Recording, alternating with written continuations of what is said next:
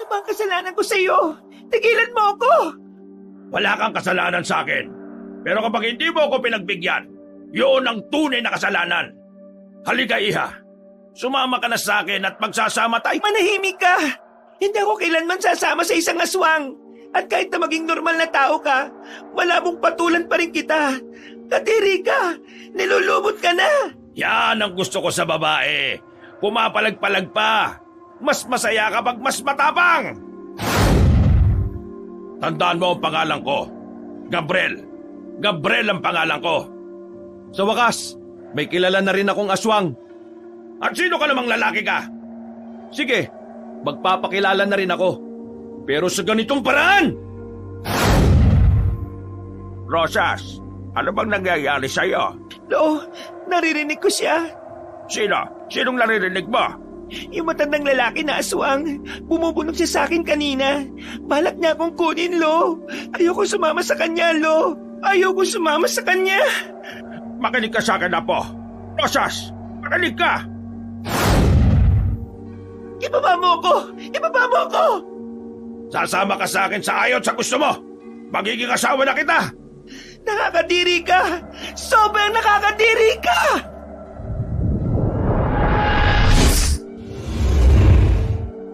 Kabanong, tawagin mo na lang akong Rose. Isang simpleng dalaga lang na naninirahan sa poder ng aking lolo Tupe. Payak at payapa ang pamumuhay namin noon. At kahit hindi naman kami mayaman, hindi naman kami nagugutom. Hindi ko rin masasabing ikahos dahil halos lahat naman kasi ng kakainin namin makikita lang sa bakuran namin. Marami kaming pananim, halo-halo. May gulay, may prutas, at may mga alaga rin si Lolo Tupe. Sa katunayan, meron kaming chicken farm noon. Hindi naman kalakihan, pero isa yon sa pinagkukunan namin ng kinabubuhay. Buhay probinsya talaga ang uri ng pamumuhay doon. Malayo-malayo rito sa Maynila. Doon, alas 6 pa lang ng gabi, nasa loob na ng mga bahay ang mga tao. Kahit na simentado na ang mga bahay at uso na rin ng ilang gadgets, ang kulturang Pinoy at makalumang estilo ng pamumuhay ay naisasabuhay pa rin. Masasabi kong masaya naman kami noon, kahit na katamtaman lang ang estado namin. Pero nagbago ang lahat dahil sa pangyayaring walang sino man ang kayang makapigil. O Rosas, aalis na muna ako ha. Pupuntahan ko lang yung farm natin.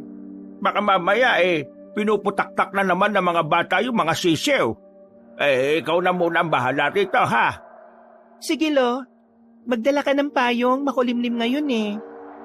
Oo nga. Parang nitong nakaraan pa yung ganyan eh. Pero hindi naman umuulan-ulan. Medyo kinakabahan nga ako, Lo eh. Kasi parang nag-ipon lang yung mga ulap ng maraming tubig. Ay, siya. Tiramin ko tong dilaw na payong ha. Alis na ako. Noong umagang yun, hindi ko alam kung bakit parang may bumabahala sa akin, Kabanong. Para bang ang bigat ng pakiramdam ko habang pinagmamasdan ko ang lolo ko na papalayo. Huminga na lang ako ng malalim. Itinuon ko na lang ang atensyon ko sa niluluto kong pangtanghalian namin ni Lolo. Kakaunti lang naman yun dahil 3 lang naman kami sa bahay. Ako, si Lolo, at ang nag-iisa naming aso na si Itim. Uy, Itim. Mamaya ka na tumawal-tahol dyan. Alas 7 pa lang oh. Wala pang tanghalian.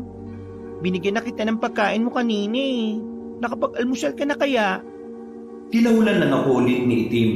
Pero nagtaka ko kasi tingin siya ng tingin sa itaas.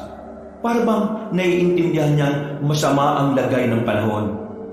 Ilang araw na kasi siyang ganon, lalo na kapag makulimlim ang paligid.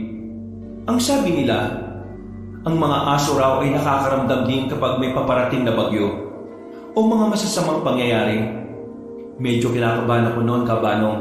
Pero iniisip ko na lang na baka nagkakamali ako ng iniisip kay Itim. Makalipas lang ng ilang minuto, natapos na rin ako at ipinasok ko na rin ang kaldero sa loob ng bahay. Binuhusan ko ng kaunting tubig ang salangan namin. Paglabas ulit ng bahay, nakita ko si Enrico. Kababata ko siya. Masasabi kong siya lang din ang nag-iisa kong kaibigan na may tuturing ko talagang pamilya.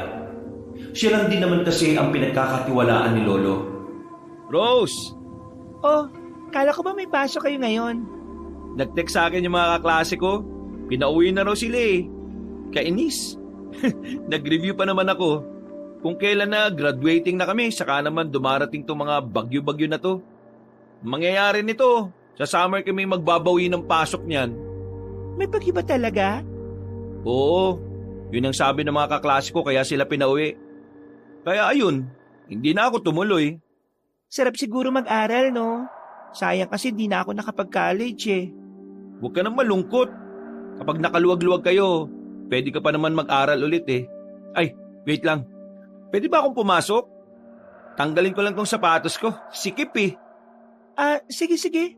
Ba't ka kasi nagsuot na masikip? Eh, regalo sa akin to ni Mama eh. Baka naman malungkot siya kapag nakita niyang nasa bahay lang to. Eh, ikaw ba? Kumusta ka naman dito?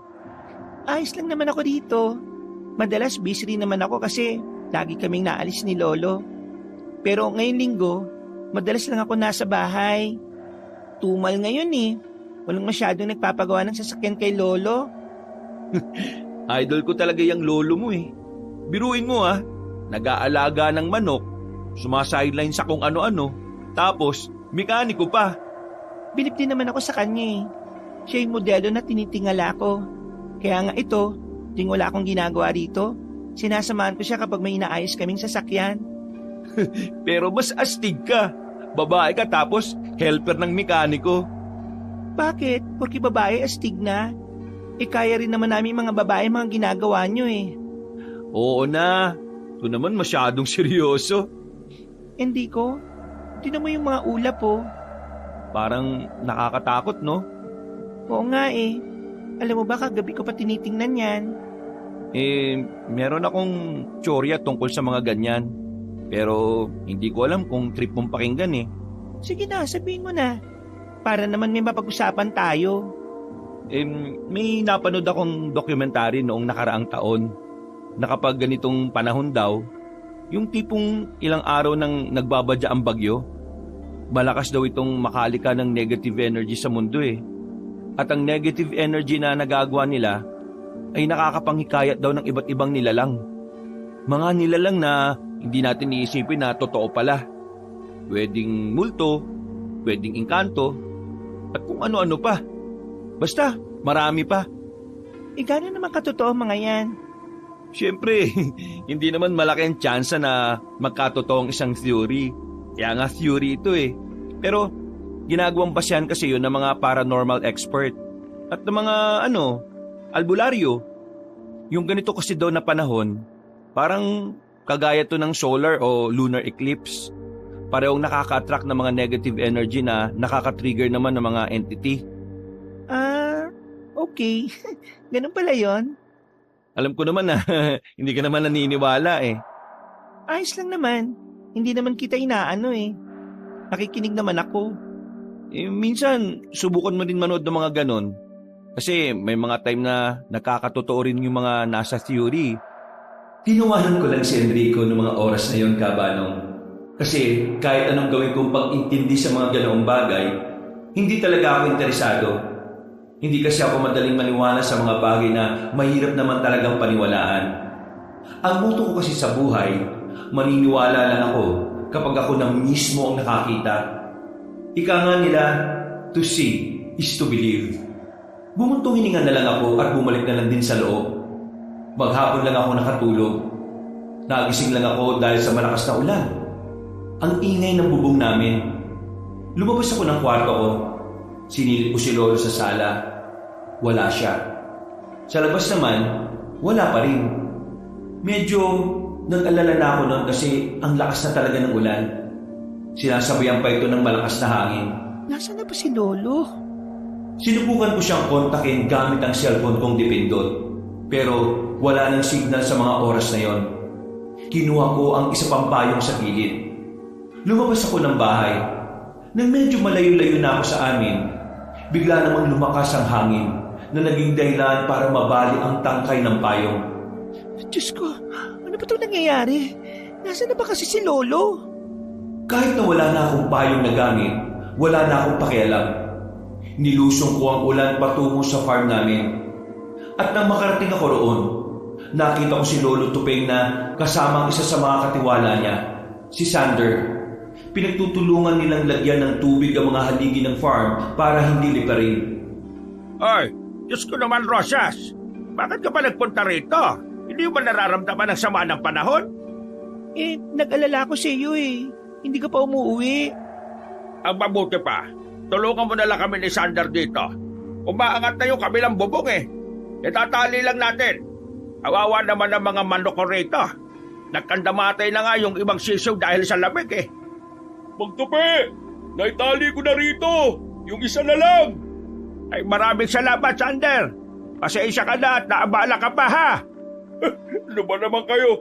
Siyempre, dito rin naman ako nagtatrabaho kaya ayos lang naman po. Kailangan natin iligtas sa mga manok. Sayang ang mga to. Malaki mawawala sa atin pagka nangamatay to. Ay nako, ang ipagdasal natin na sana hindi na lumakas pa yung hangin. Lo, basa-basa na kayo. Nagdala ko ng tuyong damit dito. Buti na lang na i-plastic ko kaya hindi nabasa. Eto, magpalit kayo. Ay nako, kahit na kailan talaga, handa ka sa mga ganitong sitwasyon. Biglang umihip ng malakas ang hangin. Napakapit pa ako kay Lolo noong mga sandaling yon. Samantala, humarang naman sa amin si Sander para hindi kami mabasa ng ulan. Yung style kasi ng farm ni Lolo, bahay siya pero yung dalawang side lang ang may dingding. Magtupi! Kapag humina ng bahagya ang hangin mamaya, uwi ako sa amin ha. Kukunin ko yung trapal namin tapos ipangtatapal natin dito para kahit papano hindi na napasok ang ulan at hangin. Ay maraming salamat, Sander. Pero wag mong pipilitin ha. Baka ikaw naman ang mapahamak. Baka mamaya tamaan ka ng lumilipad na yero. Makalipas pa ang ilang minuto, mas lalo pang lumakas ang ulan. Pero humina naman ang hangin. Sinamantala na ni Sander ang pagkakataon para umuwi sa kanila. Malapit lang naman ang tirahan nila kaya agad din naman itong nakabalik. Kasama na nito ang kababata kong si Enrico. Magpinsan kasi silang dalawa. Dalawang trapal na po kinuha ko. Isinama ko na rin tong si Enrico para may katulong ako maglagay ng trapal.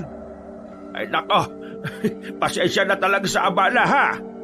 Hindi naman kayo ibang tao sa akin, Mang Tupi. Malalim na rin kaya ang pinagsamahan natin. Nakakalimutan nyo na bang ako ang nagpalit ng brief nyo noong lasing po kayo? Ay, Diyos ko talaga tong taong to. Pinaalala mo pa. Baliw ka talaga. Tara na nga!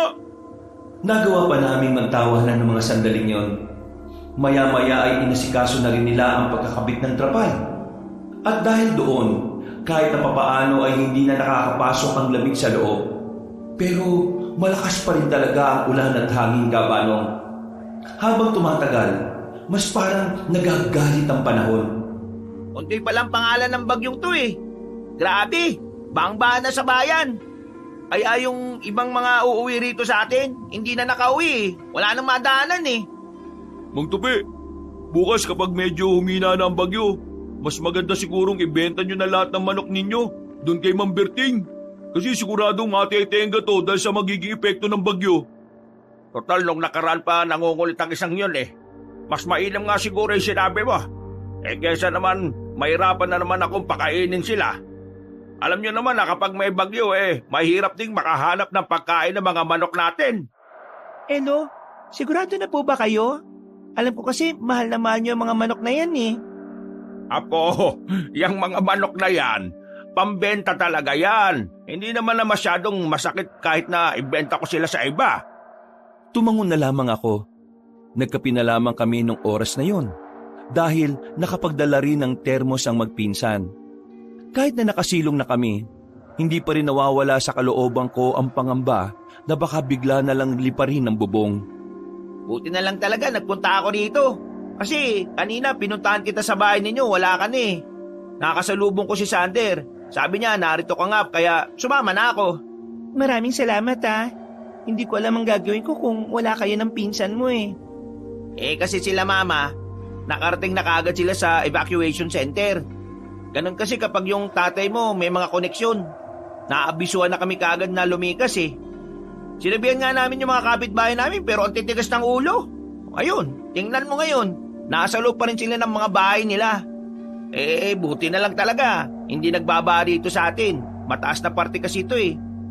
Ipagdasal na lang natin na sana humina na ang bagyo. Maya-maya pa, matapos patuyuin namin ang ilang plywood na naroon, inilatag nila yon. Pinagpahinga na rin kami ni Lolo Tope dahil anong oras na rin yon. Maaga kasi talagang tutulog si Lolo. Kami na lang ang nanatiling gising para magbantay.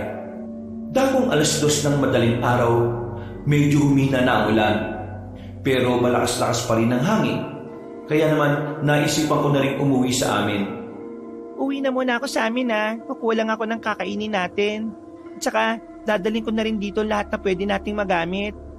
Sasamahan na kita. Sander, Insan, ikaw na muna bahala kay Mang Tupi ha. Samahan ko lang to.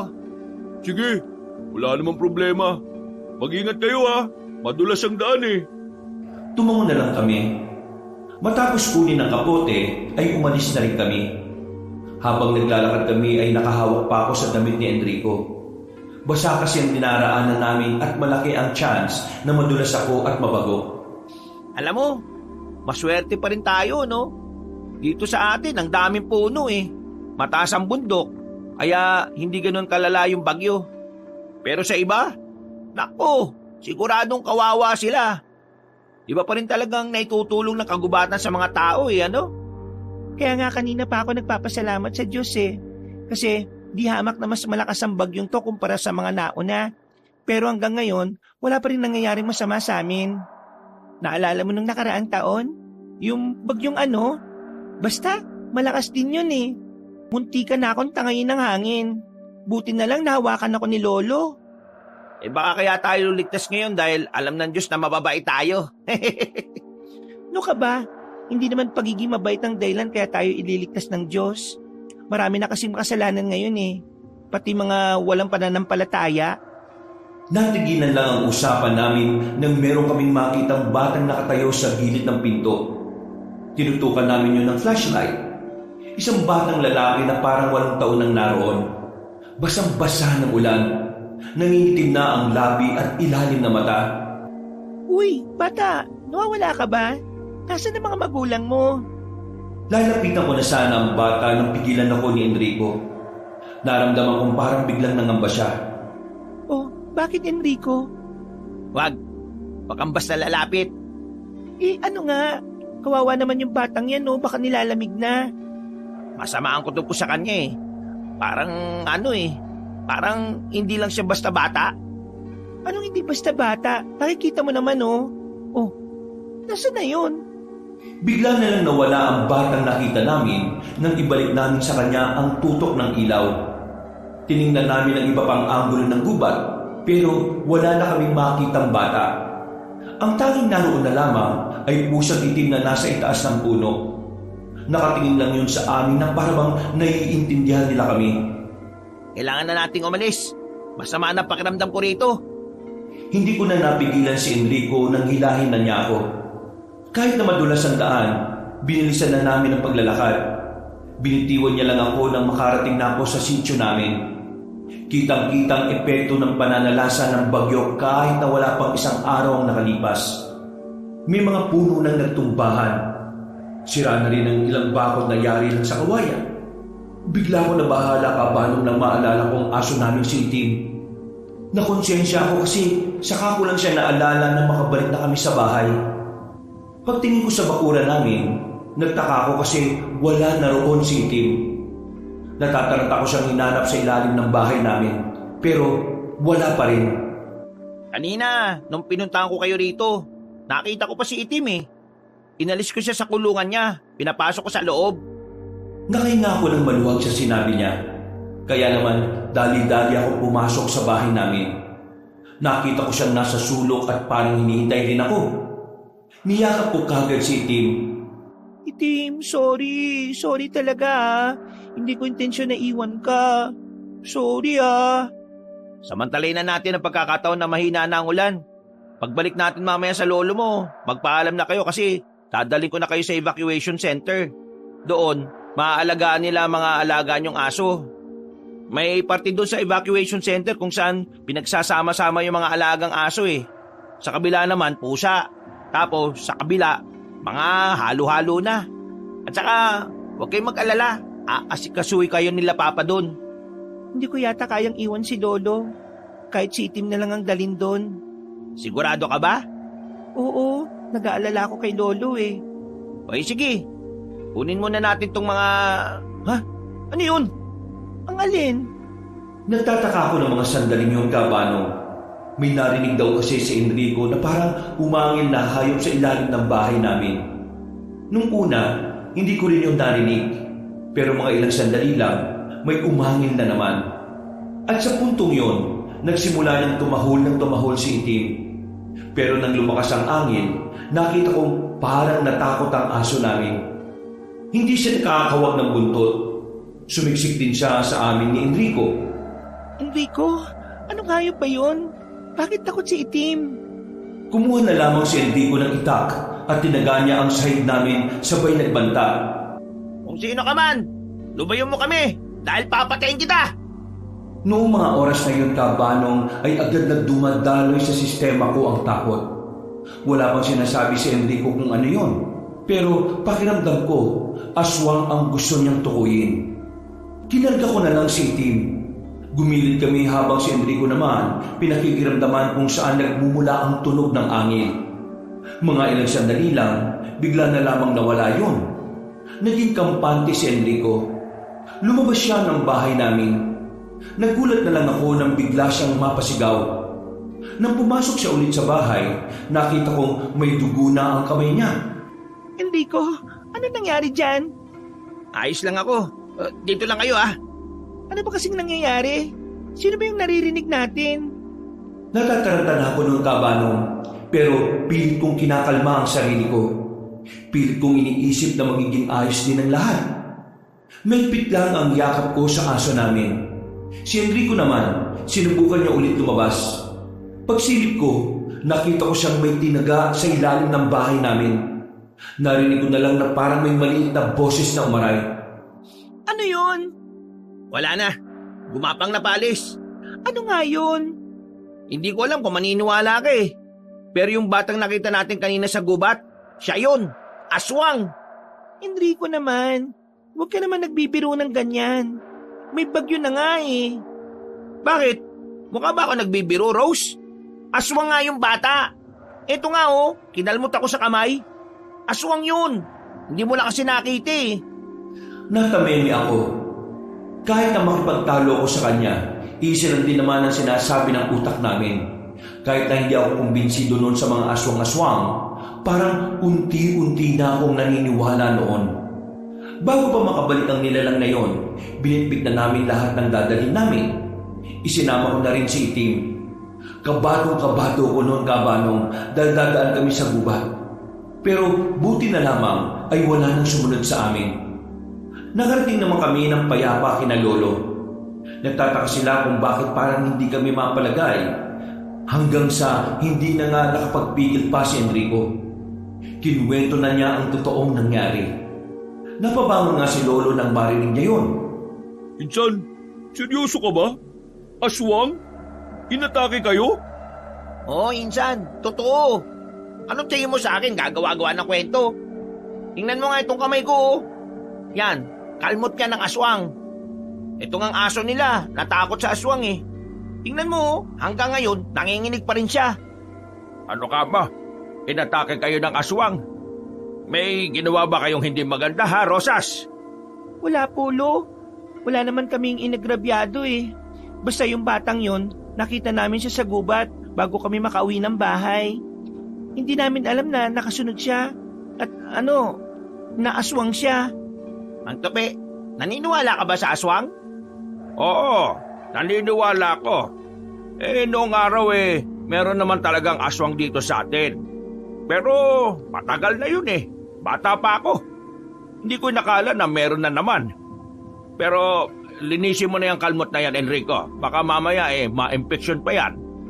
Pumasok na kami sa tent. Ibinaba ko na rin si Itim noon. Nanginginig pa rin ang aso namin. Kinumutan ko na lang siya sa gilid.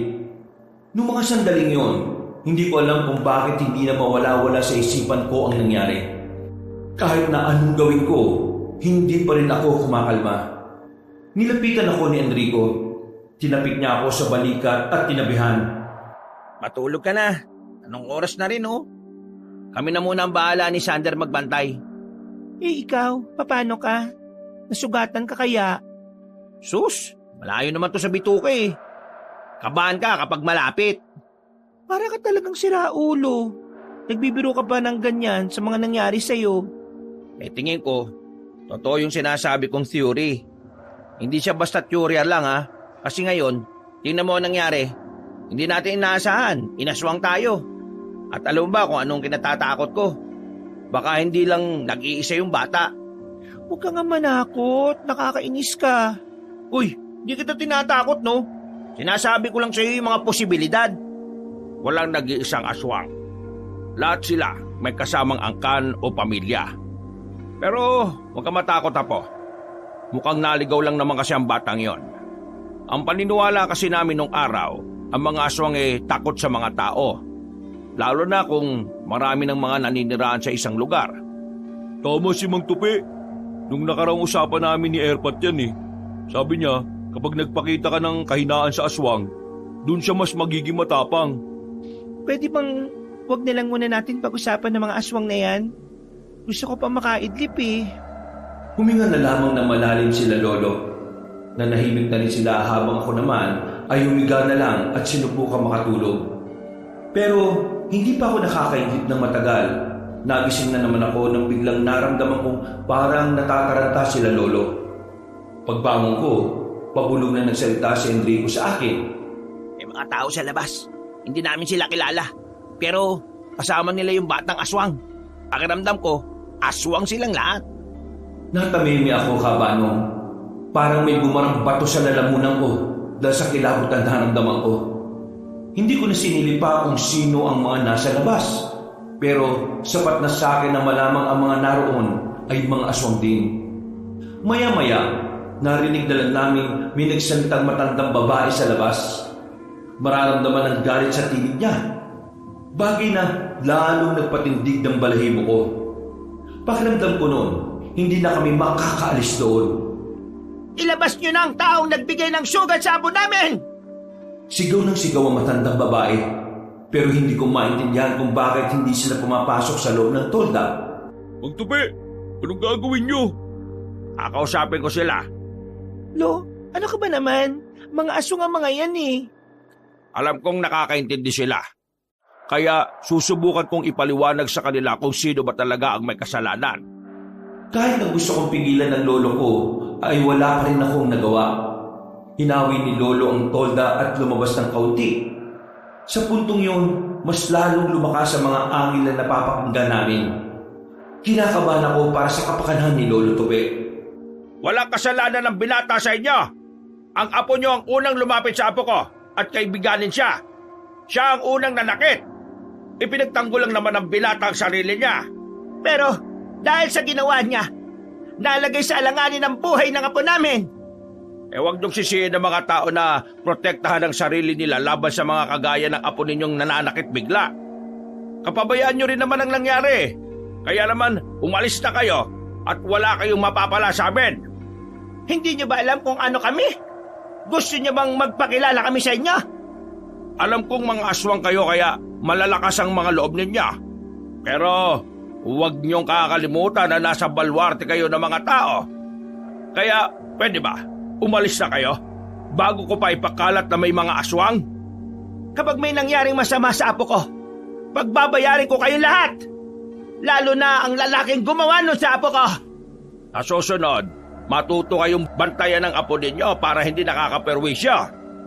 Naramdaman na lamang namin na isa-isa na silang nagsisialisan. Nang makabalik na si Lolo sa amin, napaupo na lamang siya at napahawak sa dibdib. Bakas ang takot sa kanyang mukha. Ayon sa kanya, nilalakasan niya lang ang kanyang loob para masindak ang mga aswang. Pero ang totoo, parang kinakain na rin siya ng kilabot. Kailangan na nating lisanin ang lugar na ito. Hindi na tayo ligtas sa kanila. Paano naman po itong mga manok po ninyo? Ipapakuha ko na lang ito kay Berting kapag nagkita na kami sa evacuation center. Hindi na talaga maganda ang kutob ko rito Hindi pa man nag-uumaga, kahit na malakas pa ang hangin sa labas at may panakanakang ulan, hindi na namin yung inintindi pa. Dire-diretso na kaming lakad paalis. At habang naglalakad kami, pare-pareho naming nararamdaman na parang merong sumusunod sa amin. Binilisan na lang namin ang lakad at kalaunan ay ligtas naman naming narating ang evacuation center. Kakaunti pa lang ang mga taong naroon. Karamihan kasi matitigas ang ulo at talaga namang ayaw iwan ang mga bahay nila. Sa puntong yun ay nakahinga na rin ako ng maluwag. Marami ng tao roon. Kaya kampante na akong wala namang makakalapit na aswang sa amin. Meron kaming pinwestuhang tent. Yun na ang magsisilbi naming tulugan hanggat hindi pa rin kumakalma ang panahon. Mukhang ligtas naman na tayo rito. Ano bang balak? Nasabihin ba natin sa kapitan natin ang tungkol sa mga aswang? Huwag na muna. Kilala ko naman ang kapitan natin dito eh. Mayabang. Hindi yun maniniwala sa atin. Baka paalisin pa tayo rito. Pero Lo, kailangan natin masabihan ng mga kalugan natin kasi baka madamay pa sila. Huwag. Wala tayong gagawin. Baka mamaya mas lalo lang maging komplikado ang buhay natin. Itago na muna natin to sa mga sarili natin. Nakinig kami kay Lolo, kaya kahit gustong-gusto na namin magsumbong o ipagkalat ang nangyari, nanatili kaming tikom tungkol sa bagay na yon. Noong mga sandaling yon ay nakatulog na rin ako sa wakas. Nagising akong magtatanghalian na. Ang ingay na sa evacuation center. Mas dumami na kasi ang tao. Ang narinig naming balita, lumakas ang hangin at sinabayan na rin ng malakas na ulan bago mag-umaga. Dahil doon, may mga bahay daw na nawasak, lalo na ang mga bahay na yari lamang sa mga light material. Nakita ko na lang si Lolo na tahimik sa gilid.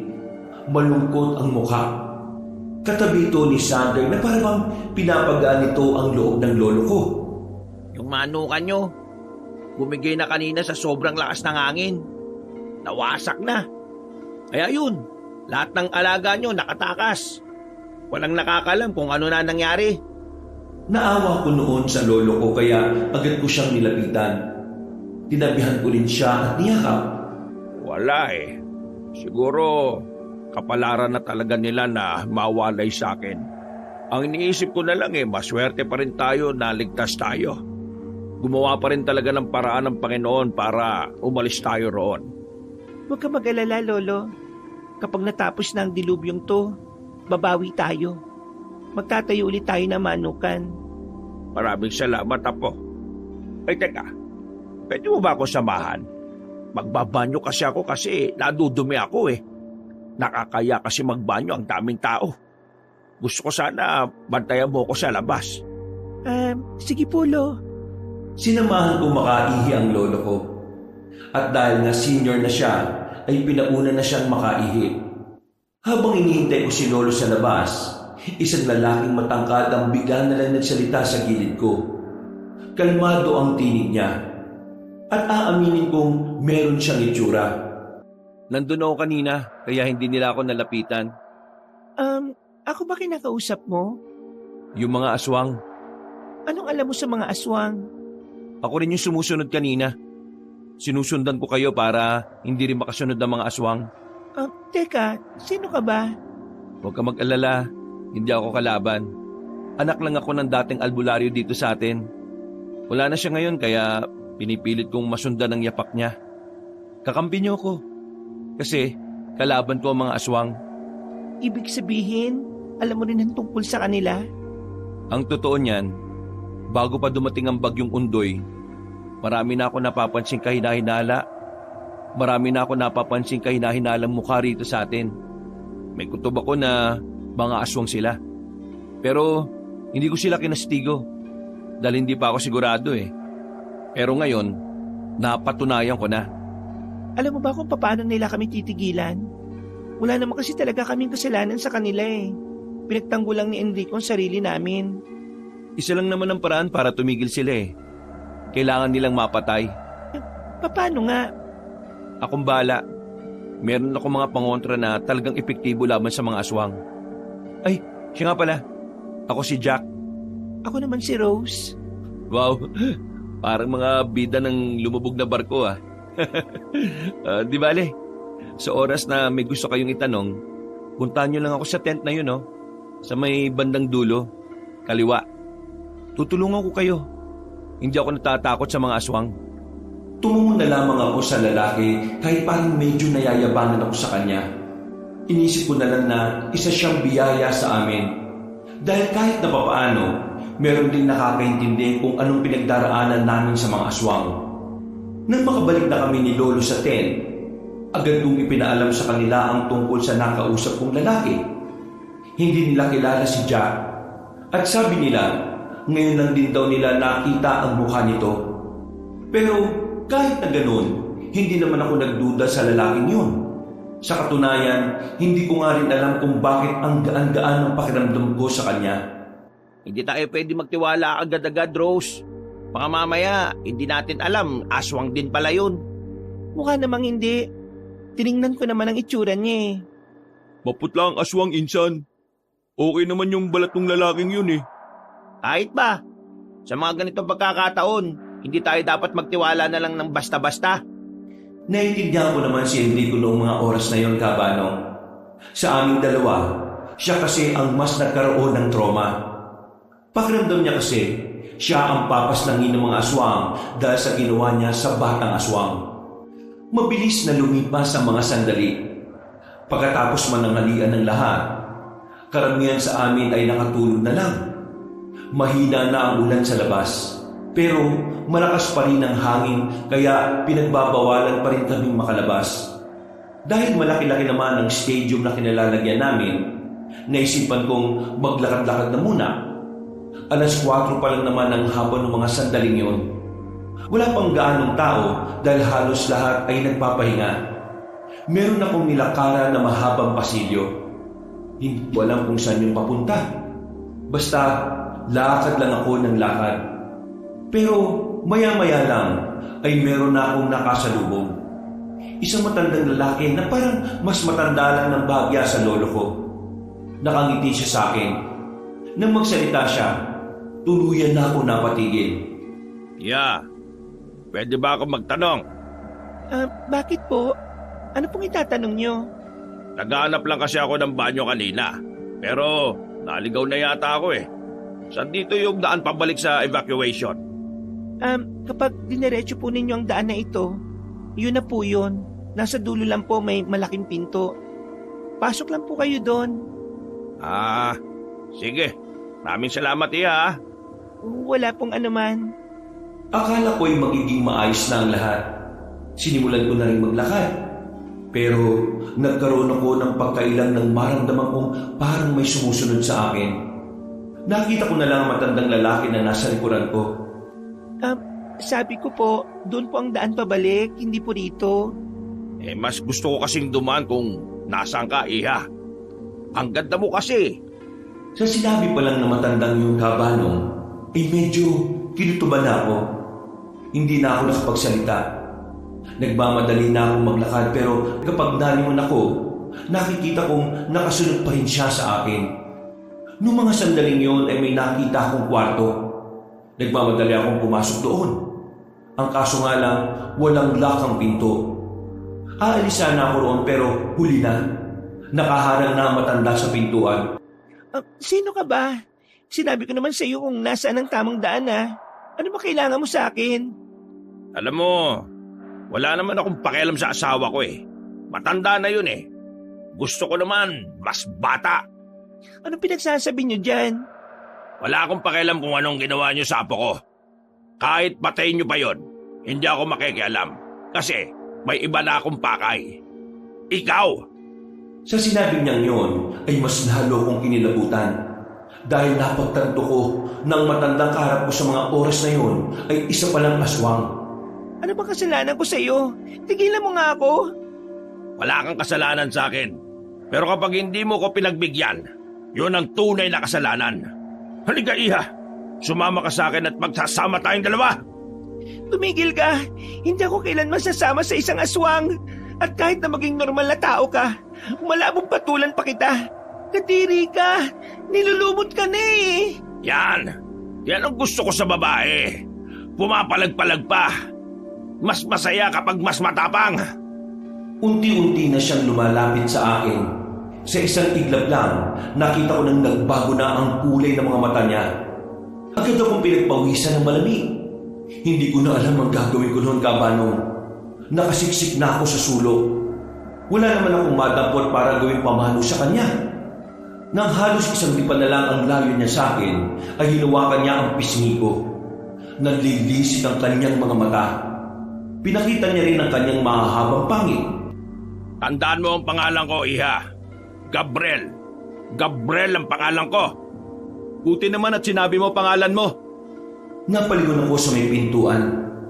Nabuhayan ako ng loob nang makita ko si Jack. Para akong nagkaroon ulit ng pag-asa. Sa wakas, may kilala na rin akong aswang. At sino ka namang lalaki ka? Sige, magpapakilala na rin ako. Pero sa ganitong paraan. Biglang lumusob si Jack sa matandang nasa harapan ko. Sinamantala ko naman ang pagkakataon para makalayo ako. Paglapit ni Jack, agad niyang pinagsusuntok ang aswang. Pero sadyang malakas talaga ang matandang aswang, kaya naibalibag nito si Jack sa dingding. Pero agad namang siyang nakabangon. Nakakuha ito ng tamang pagkakataon para masuntok ng malakas ang aswang. Tinamaan niya yun. At dahil sa kanyang ginawa, nakaramdam ng pagkahilo ang matandang aswang. May dinukot na rin na patalim si Jack kaya agad na umalis ang aswang. Ayos ka lang ba? Oo, ayos lang naman ako. Bakit ka naman kasi umalis doon? Naglalakad-lakad lang ako eh. Ikaw? Nakita kitang umalis kaya sinundan kita. Maraming salamat ah. Trip ka ng matandang yon. Mag-iingat ka kasi mukhang baliw na baliw siya sa'yo. Iba pa naman magmahal ang aswang. Apo niya yung batang aswang na tinaga ng kababata ko. Oo, alam ko. Iisang angkan lang naman yata ang nandito sa lugar natin ngayon eh. Ang mabuti pa, ihatid na kita sa tent nyo. Tumungo na lamang ako at sabay na rin kaming naglakad, Kabano. Balisa ako na makabalik na ako sa amin. Nagtataka naman si Lolo nang makitang naiyak na lamang ako sa sobrang takot. Hindi ako makapagsalita noon, kaya si Jack na rin ang nagpaliwanag. Nakita ko siyang nasa isang kwarto. May kasama siyang matanda. Yung matanda, aswang. Tapos natitipuan siya. Niligtas ko siya sa matandang aswang na yon. Buti na lang naabutan ko siya. Kung hindi, baka kung ano nang nangyari sa kanya.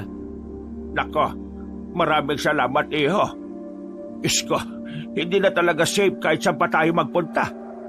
Kailangan niyo pong maging mapagmasid sa paligid natin. Hindi natin malalaman agad kung sino sa mga narito mga normal na tao. At ang mga aswang na nagpapanggap lang na isa sa atin. Maraming salamat sa ginawa mo pero sino ka ba? Matagal na ako dito sa baryo natin, pero hindi lang ako gaanong lumalabas nun. Pero apo ko ng dating albularyo dito. Ngayong wala na siya, sinusubukan kong sundan ang yapak niya. Napatawa lang sila Enrico ng mga sandaling yon. Matapos ang sandaling pag-uusap ay agad na rin umalis si Jack. Ngumiti lang siya sa akin at naglakad na rin palayo. Sumapit ang kinagabihan. Kahit nasa evacuation center kami, hindi ko maiwasan na hindi kabahan. Pakiramdam ko, wala nang ligtas na lugar para sa amin. Bandang 10:00 ng gabi, mahina ng ulan. Mahina na rin ang hangin. Oras na ng pahinga naming lahat. Nakakadagdag pa sa takot ko ay ang kawalan ng kuryente sa buong lugar namin. Puro kandila at flashlight lang ang gamit namin. Hindi ako makatulog. Dahil doon, nagpasama na muna ako kay Enrico. Gusto kong kumustahin ang aso namin na si Itim. Nasa iisang lugar lang kasi siya kasama ang iba pang aso. Noong mga sandaling yon, kabado akong naglalakad kasama siya. Ilang metro pa ang layo noon mula sa amin, kaya kailangan namin maglakad ng ilang minuto. Kampante naman ako kasi kasama ko naman si Enrico. Di ba pwedeng bukas na lang natin silipin si Itim? Baka kasi mabulabog din sila kapag lumapit tayo. Nag-aalala kasi ako talaga. Baka inaaway siya ng ibang aso eh. Hindi pa naman lumalaban yun. Alam mo naman kanina muntikan ka ng mapahamak. Hindi ka pa ba nadadala? Ako na nga lang mag-isa. O naman, Naalala lang kita, no? Hindi nga ako makatulog ngayong gabi hanggat hindi ko nasisigurong ayos lang ang aso namin. Ay, nako. Paala ka na nga. O sige na, ako na lang mag-isa rito. Kaya ko naman to eh. Kung sa bagay, may iba namang magliligtas sa'yo eh. Tumigil ka nga sa kakaganyan mo. Hindi ka nakakatuwa ah. Ikaw ang hindi nakakatuwa. Kaninang hapon, hindi mo naisipang dalawin. Ngayong gabi na, tulog na ang mga tao, saka mo pa maiisipan. Iba rin pala talaga takbo ng utak mo eh, no? Sige, lakasan mo pa ang boses mo. Ayaw na lang kasing sabihin kung ayaw sumama o ano eh. Sana kay Sander na lang ako nagpasama. Mas matapang pa. So, duwag ako. Matapos kitang iligtas, palalabasin mo kung duwag ako. Please lang, ayoko makipagtalo. Bumalik ka na. Gusto ko lang naman makita ang aso namin eh. Hindi mo ako maintindihan kasi hindi ka pa naman nakakapag-alaga ng aso. Ay nako, bahala ka na nga sa buhay mo. Naglakad na pabalik si Enrico. Napabuntong hininga na lang din ako. Parang nakaramdam din ako ng konsensya. Hindi ko kasi talaga maintindihan kung bakit ko siya sinungitan. Mag-isa na lang ako naglalakad noon. Wala nang katao-tao sa hallway. Muli ko na namang naramdaman ng takot na gaya ng naranasan ko sa matandang aswang. Marahan akong naglalakad. Natatanaw ko na ang malaking pinaglalagyan ng mga aso. Pero hindi ako tumuloy. Meron kasi akong naramdaman ng presensya sa likuran ko. Dahil sa kakaunting liwanag na nalilikha ng mga kandila sa tabi-tabi, nakita kong anino ng isang matanda. Dito na ako tuluyang kinilabutan. Marahan akong humarap. Nagsimulang mamawis ang palad ko nang makita ko ang matandang aswang sa likuran ko. Sinasabi ko naman sa'yo na hindi kita titigilan eh. Hanggat hindi ka nagiging akin. Wag mo akong kunin. Hindi kita kukunin kung kusa ka sasama. Hindi ako sasama sa'yo. Huwag ka na kasing magpakipot pa. Pambihira naman oh. Alam ko naman na gusto mo rin ako eh. Gusto kong masok sa mga sinasabi niya, pero mas nangingibabaw ang takot na namamayani sa kalooban ko. Marahan akong napapaatras. Akmang lalapitan na niya ako ulit, pero biglang bumalik si Enrico. Sinipa niya ang matanda sa likuran na naging dahilan para masubsob ito. Samantala, dumating din naman si Jack. Sinipa niya matandang aswang na makabaang nito, kaya muli itong sumubsob. Sa puntong yon, nagbago na ang anyo na matanda, pero agad na naman itong tumakbo nang makita si Jack. Ito ang dahilan kung bakit lagi siyang natakbo kapag darito ako. Itong kwintas na ito. Isa itong pangontra. Nabili ko yan bago dumating ang bagyo. 2 araw na lang daw ang bisa niyan, kaya ikaw na ang sumuot. Sigurado ka bang gumagana yan? Baka nagpapasikat ka lang sa kanya. Nung oras na pinalibutan tayo sa tent, naroon ako kaya sila nag-aalisan. At yan ang dahilan. Yang bato na yan. Hindi ako nagpapasikat. Sadyang may alam lang ako. Eh di ikaw na may alam. Mag-aaway pa ba kayo? Bilisan mo na. Puntahan mo na si Tim at magbabantay ako rito. Hindi ko na sila pinansin. Nagmamadali na akong maglakad palapit sa mga aso. Nakita kong nasa maayos naman na kalagayan ng aso namin, kaya nakainan na rin ako ng maluwag. Maya-maya lang din ay bumalik na rin ako sa kanila. Sabay-sabay na rin kaming naglakad. Hindi na nagparamdam pa ang matandang aswang. Noong mga sandaling yun at kinaumagahan, hindi na rin nagparamdam pa ang matandang aswang noong mga sandaling yun. Kinaumagahan, sinabihan na rin kami ng lokal na pwede rin namin silipin ang bahay namin. Wala nang ulan nun. May hangin pero hindi na sobrang lakas. Sumikat na rin naman ang araw. Nang balikan namin ang bahay namin, ang tanging nasira lamang doon ay ang pintuan. Ang bubong namin ay maayos pa rin. Walang kahit na anong nawasak. Pero nagkalat lang ang mga gamit sa loob dahil na rin sa malakas na hangin. Sander, Enrico, maraming salamat sa pagsama niyo sa amin ha. O sige na, dalawin niyo na muna yung mga bahay ninyo. Kami nang bahala rito magayos. Wala pong anuman. Subukan ko na rin pong daanan ng manukan natin. Baka sakali lang na may mga natira pang alaga natin. O siya sige. Maraming salamat ulit ha. Lumabas na sila ng bahay namin nang hindi man lang ako kinikibo ni Enrico. Pero hindi ko na lang din siya pinansin. Nung umagang yun ay nag-ayos lang kami ni Lolo ng mga gamit. Inayos na rin ni Lolo ang nasira naming pinto. Pero dahil wala naman kaming matinong materyales, hindi rin niya nagawa ng maayos. Pinagtagpi-tagpi na lang ni Lolo lahat ng tuyong kahoy na nakita niya. Nasabi sa akin ni Enrico kanina na natitipuan ka talaga ng aswang. Alam mo, naisip ko, kaysa mapahama ka rito, umuwi ka na lang muna sa tiyahin mo sa Maynila. Ha? Ayoko ron.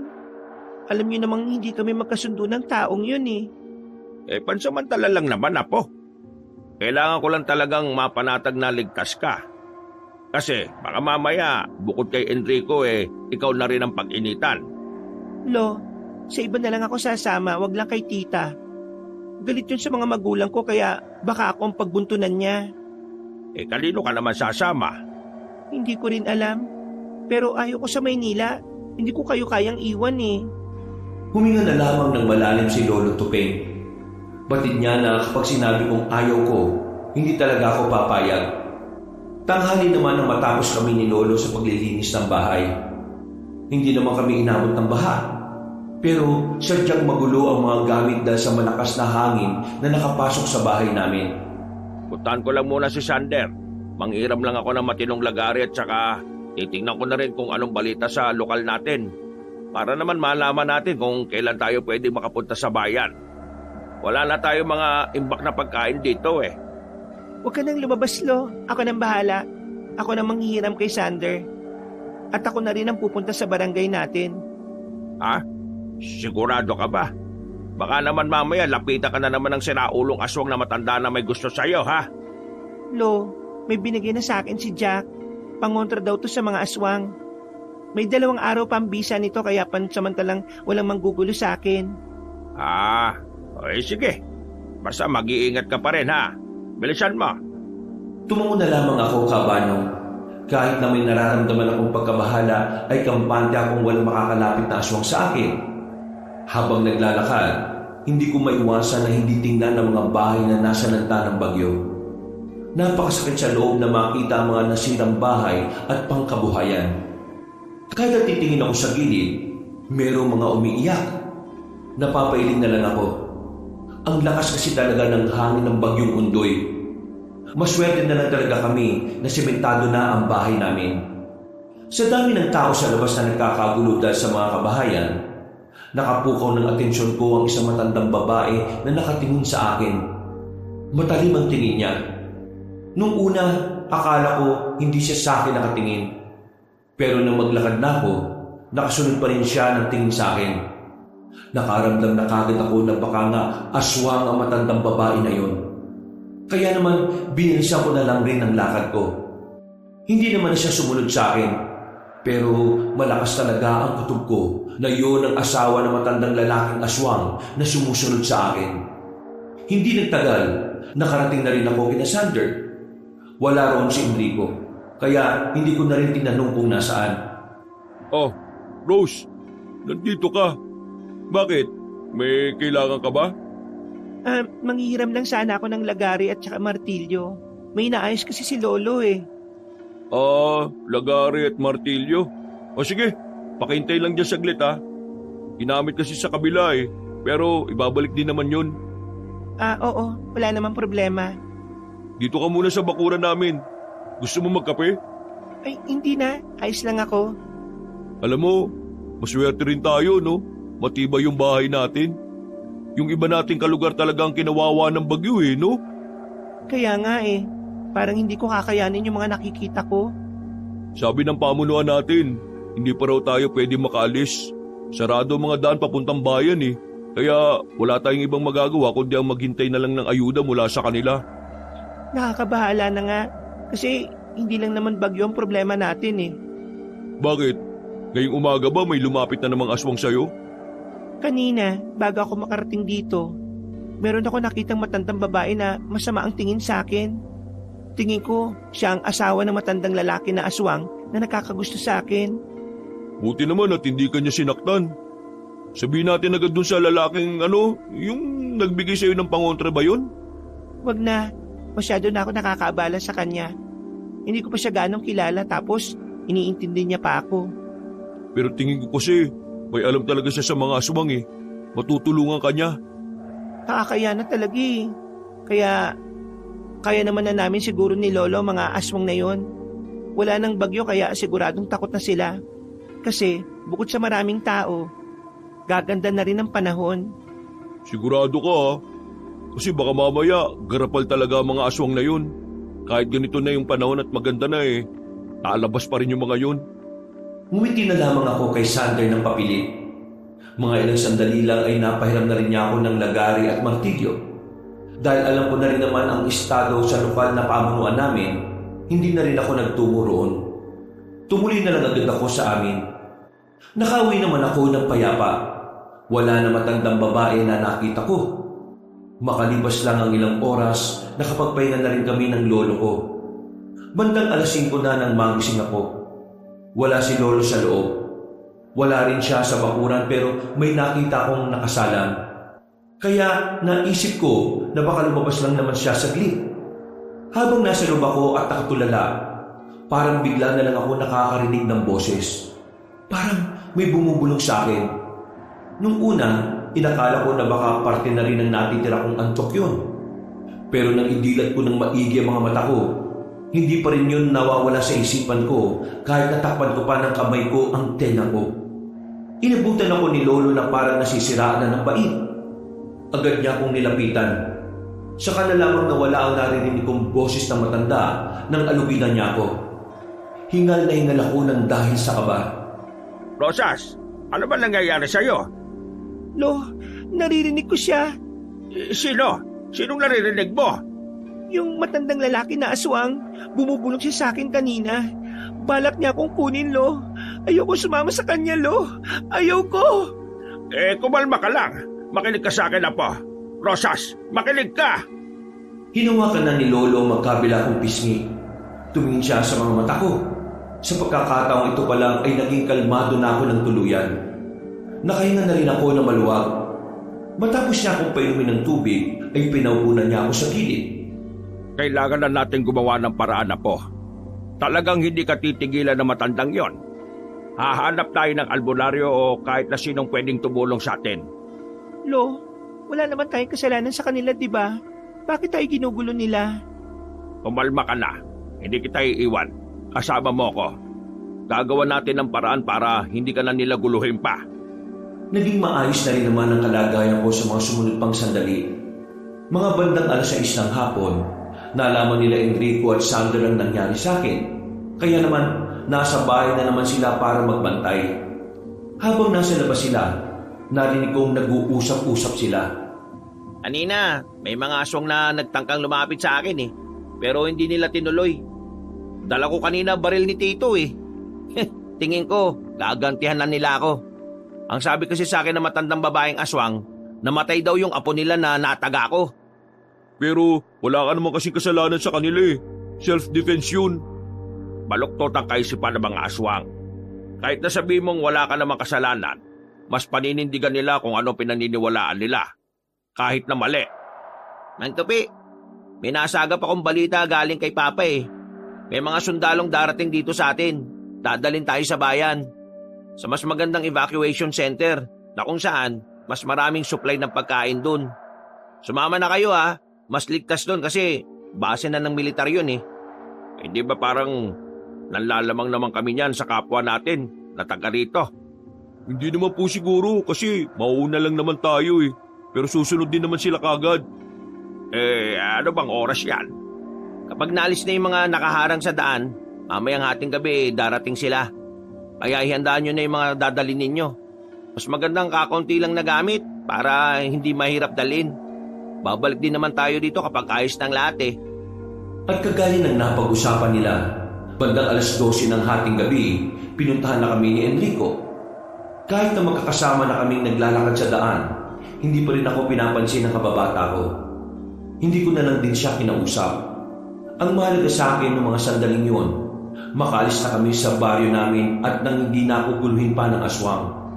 Malapit na kami sa sinasabing kitaan na lugar nang bigla na lang may humila sa paa ko. Sa sobrang lakas ng paghila, tumama pa ang siko ko sa simento. Apa! Nakita kong binunot pa ni Enrico ang dala niyang baril pero hindi niya naiputok.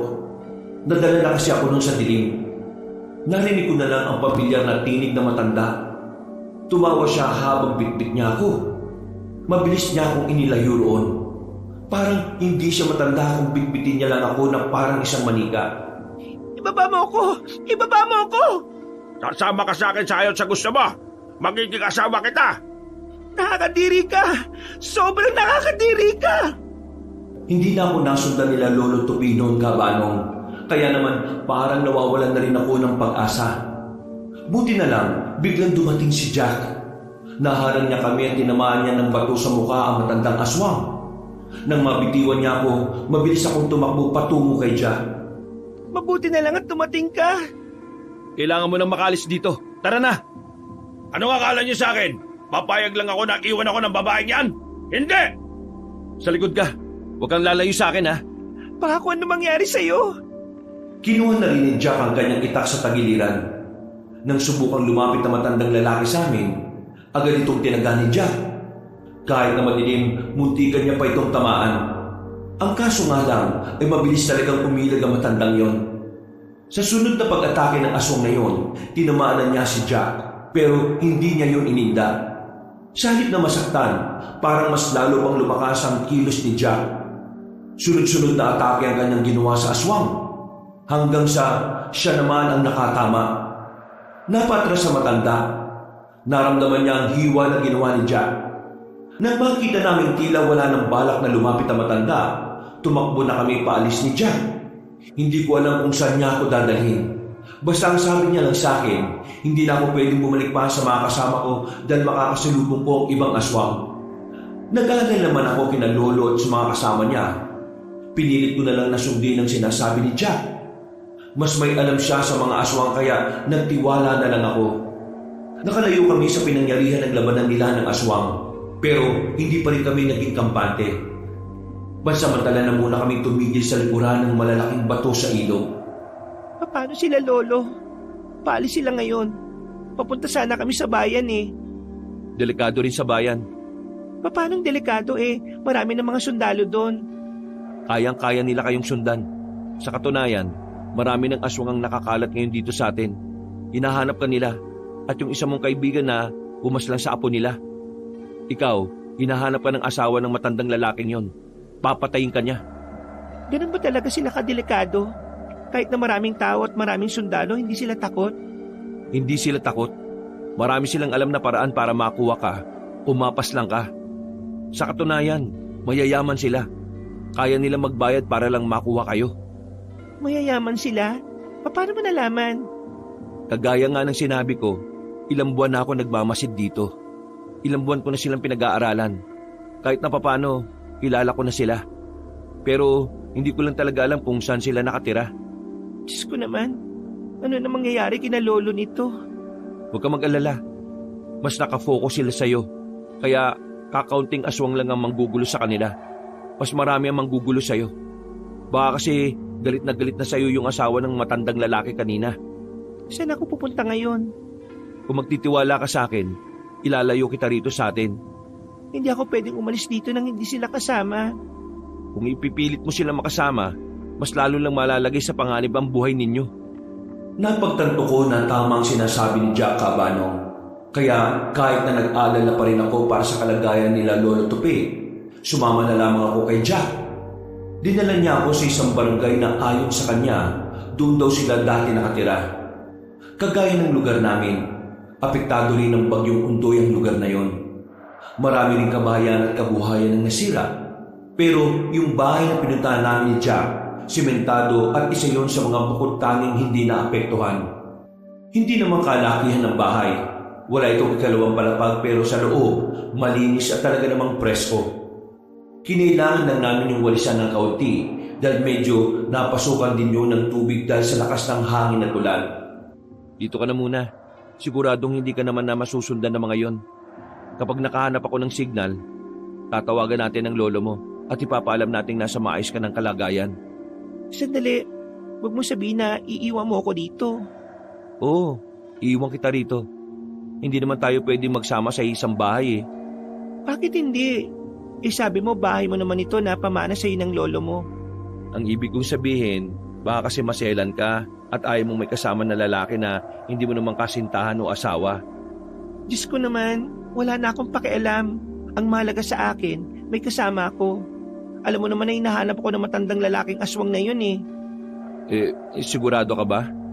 Oo naman, samahan mo na ako. Hindi naman tayo magtatabi sa pagtulog eh. Sanay na ako sa mga lalaki dahil nga ang mga barkada ko lalaki. O sige, sabi mo eh. Dito ka na lang, bukas ka na maghanap ng signal. Alam mo namang gabi na eh, wala pang kuryente. Nakakatakot mag-isa lalo na't hindi naman ako taga rito. Oo na, hindi na ako aalis. Pakalmahin mo lang ang sarili mo. Relax lang. Umupo na lamang ako sa gilid. Siya naman, inasikaso ang pagsasalang ng mainit na tubig. Kape lang ang meron sa bahay na yon, kaya yun na lamang din ang napagtsagaan namin. Noong mga sandaling yon, kahit na papaano ay gumaan na ang pakiramdam ko. Para bang malakas ang loob ko kapag si Jack ang kasama ko. Siguro dahil ramdam kong kayang-kaya niya akong protektahan. At alam kong may mga nalalaman talaga siya pagdating sa mga aswang. Isang pamilyang aswang. Nakatira sila sa liblib na lugar. Yung pamilyang aswang na yon, buhay pa lang si lolo, alam ko na sila. Bago mamatay ang lolo ko, ang sabi niya sa akin, manmanan ko ang pamilyang yon. At nitong nakaraan nga, nakumpirma ko kung ano sila. Wala naman talaga silang pakialam sa mga tao sa baryo natin. At kahit mga aswang sila, wala silang interes na kumain ng tao sa lugar natin. Kasi mayayaman sila. Yung mga taong kinakain nila, binibili nila mula pa sa ibang lugar. Pero dahil dun sa apo nilang namatay, yung nataga ng kaibigan mo, napilitan silang lumabas ng lungga nila. Siguro ito matandang lalaki, yung Gabriel, sa halip na galit ang maramdaman niya, napalitan yun ng pagnanasa na makita ka niya. At ito namang asawa niya, si Aling Dinarya, malamang nagselos. Kaya bukod dun sa kaibigan mo, gusto ko na rin niyang paslangin. Grabe, hindi ko talaga inakala na darating ang ganitong sitwasyon sa buhay ko. Wala naman kasi akong nakakaaway noon eh, kaya ang tahimik ng buhay ko. Minsan kasi, kahit ikaw pa ang pinakatahimik na tao sa isang lugar, wala kang magagawa kapag ikaw na mismo ang nilapitan ng kaguluhan. Gusto ko lang malaman, kaya mo ba silang labanan? Bakit ang lakas-lakas ng loob mong labanan yung matandang aswang kanina? Bata pa lang ako, exposed na ako sa mga ganung bagay. Yung lolo ko, umuwi laging sugatan. Akala ko nga nun, may mga nakakaaway lang siya sa daan eh. Akala ko, mga pangkaraniwang tao lang din ang nakakasagupa niya. Pero nalaman ko, aswang pala. At totoong-totoo sila kahit na naging moderno na mundo natin. Mula nun, tumatak na sa isipan ko na kagaya ng lolo ko, kailangan ko maging matapang at matatag. Isang beses nga nun, isinama niya ako sa isang baryo eh. Plano lang sana ni lolo na manghiram ng halamang gamot. Kaso nga lang, napalaban siya nung nasa gubat na kami. Nakita ng dalawa kong mata kung paano niya paslangin ang aswang na nakalaban niya. Doon, nagsimula ang utak ko na isiping kailangan ko rin maging ganon. At nang mamatay na nga ang lolo ko dahil sa sakit, unti-unti ko na rin inaral ang gawain ng isang albularyo. Dahil ang nasa isip ko, darating din naman ang panahon na papaslang din ako ng mga aswang. Dahil na rin sa dami ng kasalanan ng lolo ko sa lahi nila. Kaya naman, ngayon pa lang, inihahanda ko ng sarili ko. Nakaramdam ako ng paghanga para sa kanya, Kabano. Ramdam na ramdam ko sa kanya ang tapang at determinasyon na gawin ang tungkulin na naiwan sa kanya ng lolo niya. Sa buong buhay ko, yun lang ang unang pagkakataon na nakatagpo ko ng ganong klase ng lalaki. Kaya naman, pakiramdam ko, siya talaga ang makakapagprotekta sa akin. Kaya rin naman akong protektahan ni lolo, pero ayaw kong isugal ang buhay niya para lang sa akin. Kaya rin naman akong protektahan ni Enrico, pero ayaw ko lang din siyang idamay. Isa pa, wala rin siyang alam kung papaano papaslangin ang mga nilalang na ngayon lang din namin napatunayang totoo. Bumuntong hininga na lamang ako. Napangiti ng papilit. Napahigop na lamang ako ng kape. Bukas na bukas din, dadaling kita sa Maynila. Ha? Pero Doon ay mas ligtas ka. Dito sa probinsya natin, hindi. Kaya bukas ng umaga, may kakausapin akong tao rito. Siya ang nakakalam kung may mga bus na bang masasakyan papuntang Maynila. Huwag ka mag-alala. Meron akong pera dito para makaupa kaagad tayo ng bahay sa Maynila. Kung nahihiya ka, bayaran mo na lang ako pagkatapos ng kaguluhan na to. Pero hindi ba nakakaabala sa'yo? At saka Maynila na yun eh. Walang problema sa akin. Mas magiging panatag ang kalooban ko kapag nakarating ka na ng Maynila. Yun lang ang lugar na hindi na nila mapupuntahan dahil syudad na yun eh. Huwag ka mag-alala. Kapag nasa syudad ka na, babalik ako dito. Susunduin ko naman yung lolo mo para magkasama na kayong dalawa. Sa ngayon kailangan mo magtiwala sa akin. Okay ba? Hindi na ako nakapagsalita pa noon, Kabano. Pumayag na lang din ako sa mga plano ni Jack. Maya-maya pa, nakaramdam na rin ako ng antok. Pumasok na ako sa silid, habang siya naman ay naiwan sa sala. At dahil hindi ako sanay matulog ng walang ilaw, sa akin niya na lang pinadala ang malaking lampara. Nakatulog naman ako ng mga sandaling yon. Kahit na may bumabagabag sa kalooban ko, ay mahimbing akong nakatulog. Nagising ako ng alas 7 na ng umaga. Maingay na sa labas. Naririnig ko na ang mga taga roon na malalakas ang boses. May dumating raw kasing ayuda galing sa lokal na pamunuan. Paglabas ko ng silid, nakita kong nakapagluto na pala ng pagkain si Jack. Oh, buti naman at nagising ka na. Ito, nakapagluto na ako. Pasensya na at noodles lang ang ulam natin ha. Ito lang kasi ang naibigay ng ayuda eh. Yung iba, pinaubaya ko na sa matatanda. Buti nga nakaabot pa ako sa 1 kilong bigas eh. Ayos lang, hindi naman ako maarte. Kahit nga nilagang okra lang kinakain ko eh. Ang swerte siguro ng kasintahan mo, no? Ha? Wala akong kasintahan. At kung meron man, bakit naman siya magiging maswerte? Wala namang espesyal sa akin eh. Wala nga akong trabaho. Hindi din naman ako nakapagtapos ng pag-aaral. Eh kasi, hindi ka mahirap mahalin at alagaan. Ha? Oh, wala. Kumain ka na lang. Lalamig na yung kanin mo, oh.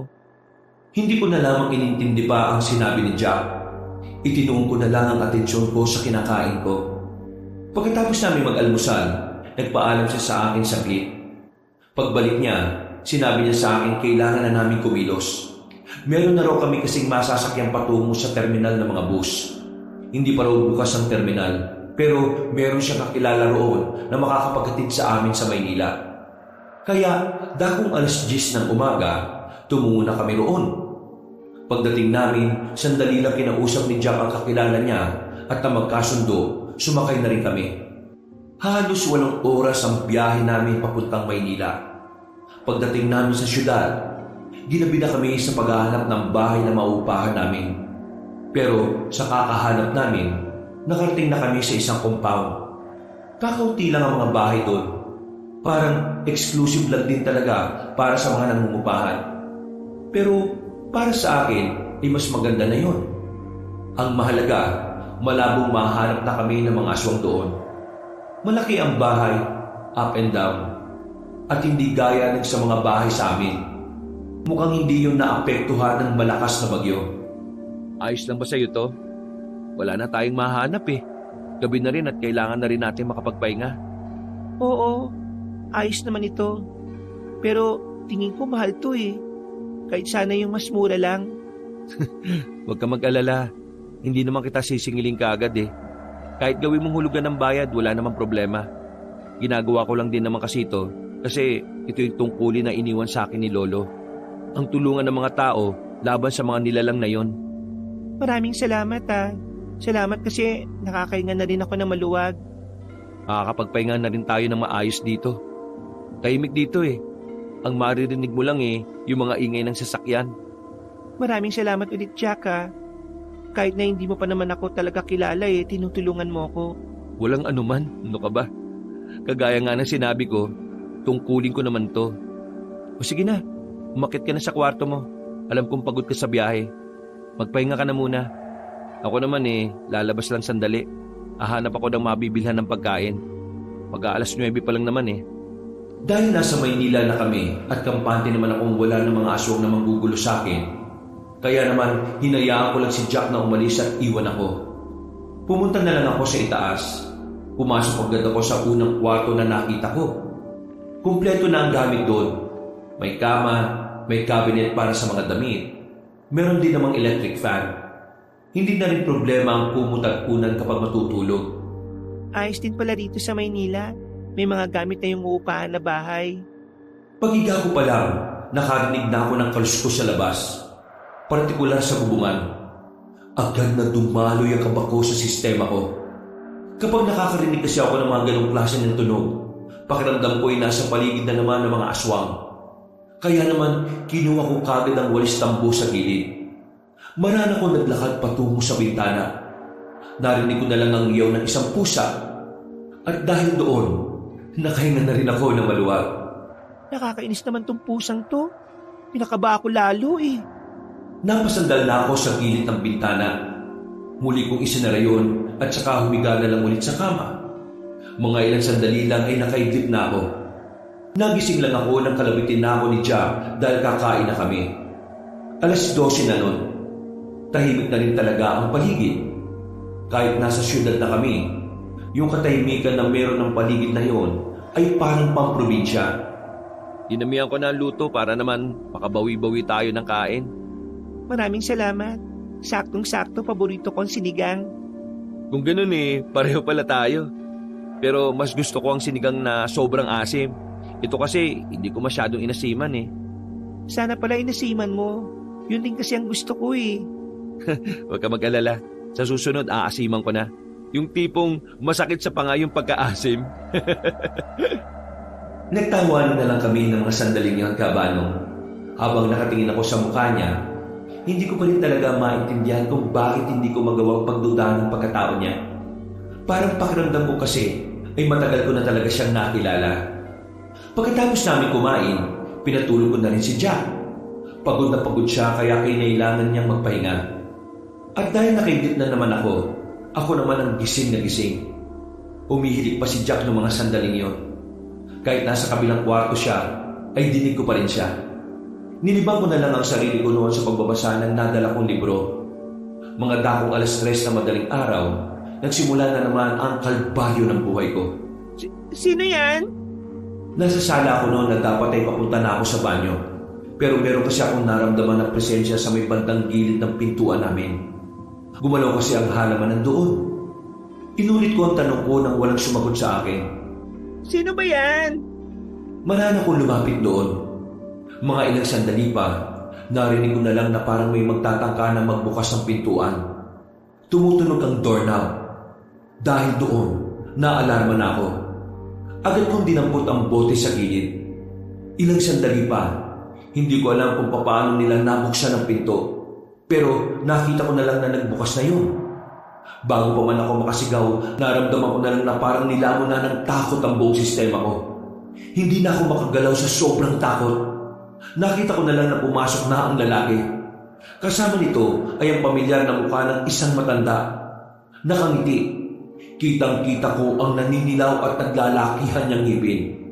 Ops, wag mong tatangkay na sumigaw. Kasi kapag ginawa mo yan, mapapahamak ang kasama mo sa taas. Bakit ba ayaw niyo akong lubayan? Pakiusap, tantanan niyo na ako. Wala ka naman kasing kasalanan Gusto lang naman kitang makasama. Kaya huwag ka na matakot. Aalagaan naman kitang mabuti. Ano ba kasing mahirap intindi na ayaw ko sa iyo? Hindi ako sasama sa isang kagaya mo. Aswang ka. Mas matanda ka pa nga sa akin Marami pa akong pangarap sa buhay at hindi ko na magagawa yon kapag ikaw ang sinamahan ko. Alam mo ba kung anong klase ng pagmamanman ang ginawa ko para lang matuntun kita rito ng halos isang araw lang? Tapos ngayon itataboy mo ako? Mas matindi pa pala kayo sa mga hayop na malalakas ang pang-amoy. Kahit saan ako magpunta. Kahit saan ka magpunta, mahahanap kita. Kaya huwag mo nang tangkain pang makalis. Kasi kahit na anong gawin mo, babagsak at babagsak ka pa rin sa akin. Hindi na ako sumagot sa kanya, kabanong. Nang makakuha ko ng lakas, tumakbo na ako patungo sa kinaroroonan ni Jack. Pumasok ako sa silid niya para gisingin siya at ipaalam ang nangyayari. Pero sa hindi maipaliwanag na dahilan, kahit na anong gawin kong pag-alog-alog sa kanya, ay hindi ko siya magising. Jack! Jack, gising! Narito ang mga aswang! Nasundan nila tayo! Sinampal ko na siya pero wala pa rin nangyayari. Hanggang sa naramdaman ko na lang din na nakapasok na ang matandang si Gabriel sa kwarto. Ako naman, sumiksik na lang ako sa gilid. Hindi siya magigising hanggat nandito kami. Ginamitan ko siya ng malakas na orasyon para makatulog siya. Sa panaginip niya, perpekto ang lahat. Pero ang realidad, makukuha na kita. Agad kong dinampot ang itak na inilibang ni Jack sa gilid. Yun na lamang ang natitira kong panlaban sa kanila. Pero kahit na hawak-hawak ko na yun, hindi ko pa rin mapigil ang sarili ko na hindi matakot. Nanginginig ang kamay ko. Kitang-kita yun ni Mang Gabriel. Kung pipiliin mo magkagulo pa tayo ngayon, baka hindi na magising ang kaibigan mo. Baka paggising niya, nasa langit na siya.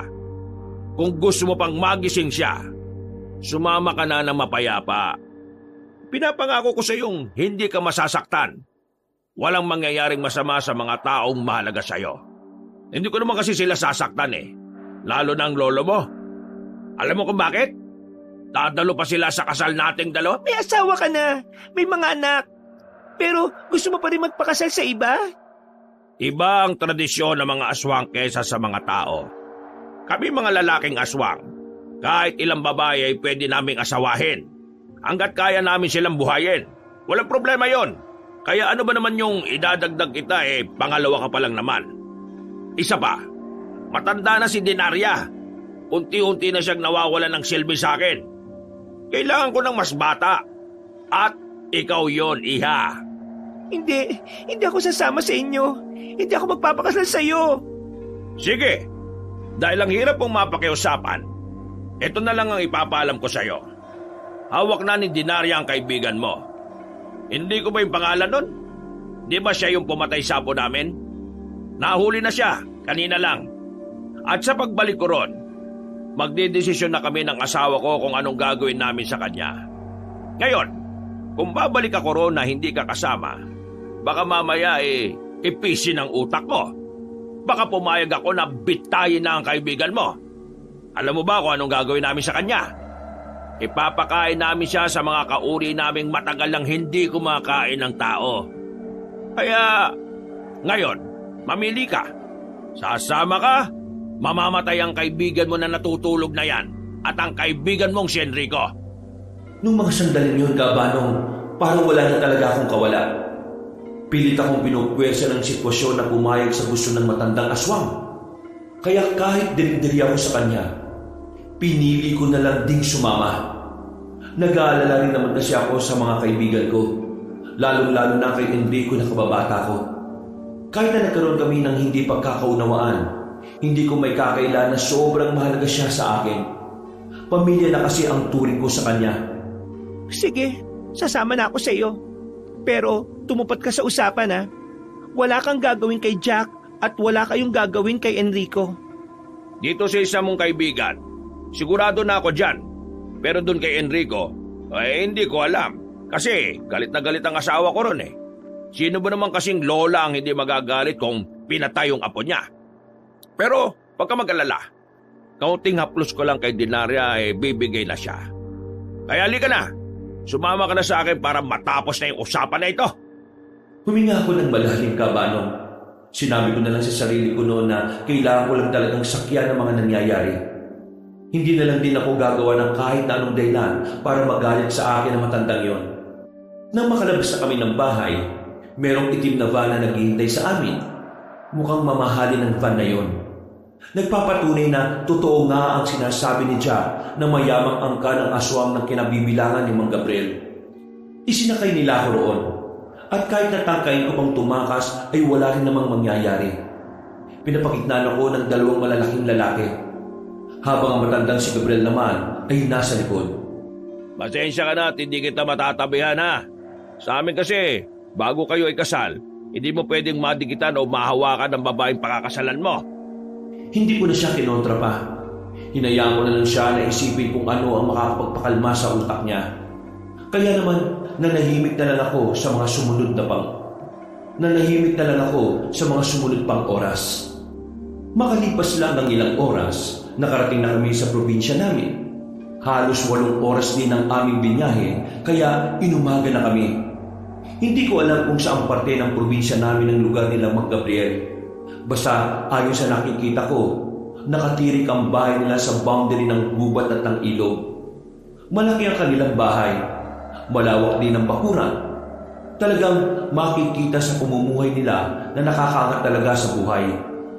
Kung hindi ko nga lang alam na aswang silang lahat, baka ang una kong isipin ay mga politiko ang nakatira doon. Kinaladkad nila ako papasok sa loob. Nang nasa bakuran na kami, agad namang sumalubong sa amin na matandang babae.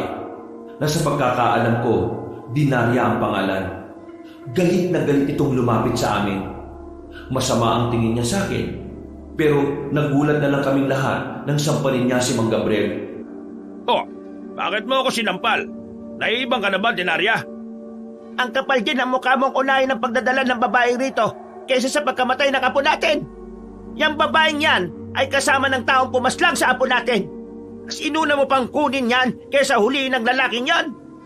Akala ko ba narito na si Enrico? Nagsinungaling ka sa akin? Naniwala ka naman eh. Pambira. Mga babae talaga, oh. Teka, mamaya ka na. Kakausapin ko muna ang una kong asawa. Dinarya, wala na tayong magagawa sa pagkamatay ng apo natin.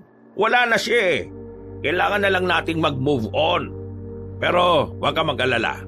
Handa naman akong pagbayarin ng lalaking yon. Sa ngayon, hayaan mo na muna akong maging masaya. Sobrang kapal ng pagmumukha mo. Nagagawa mo pa talagang maghanap ng ibang babae? Bakit? Nagsasawa ka na ba sa akin? Matanda ka na, Dinarya. Siyempre, meron din naman akong pangangailangan. Hindi mo na maibigay sa akin yun eh. Pero itong si Rose, kaya niya akong pasayahin. Naririnig mo ba ang sarili mo?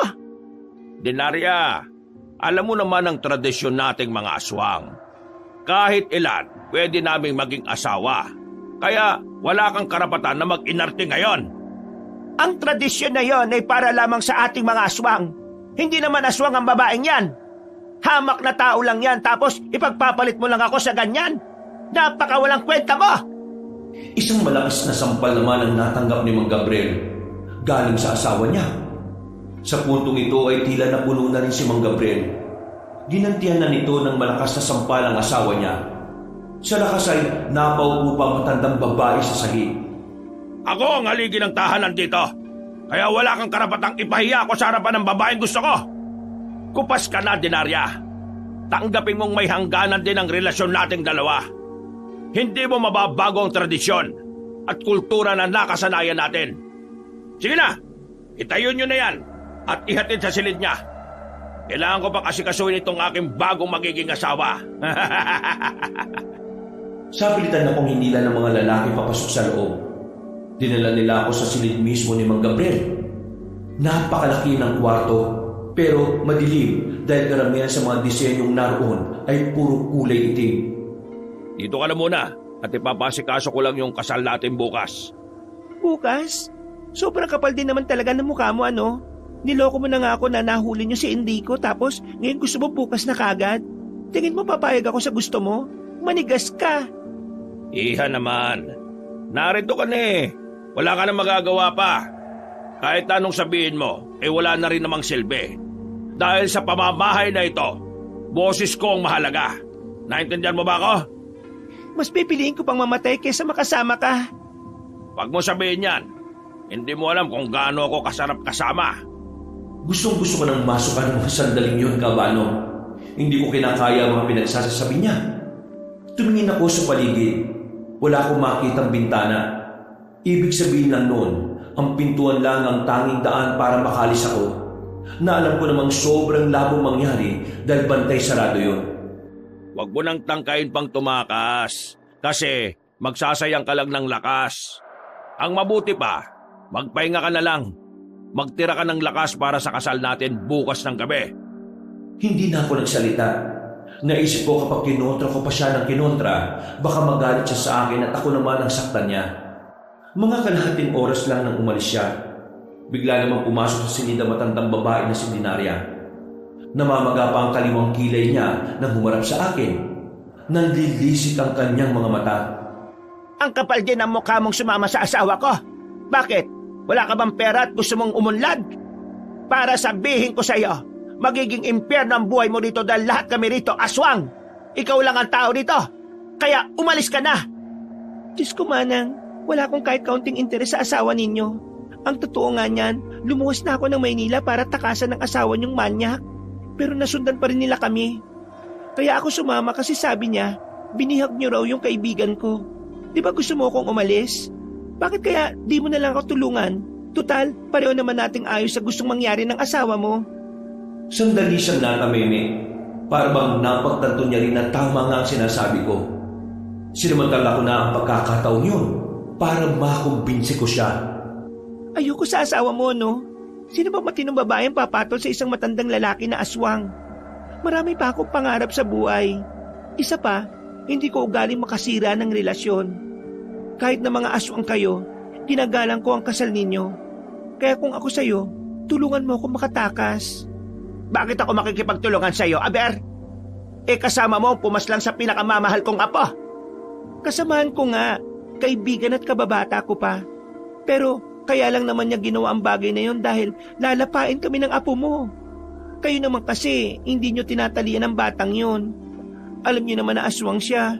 Hindi namin kasalanan na naging ganun ang kapalaran niya. Anong talian ang sinasabi mo? Hindi aso ang apo ko.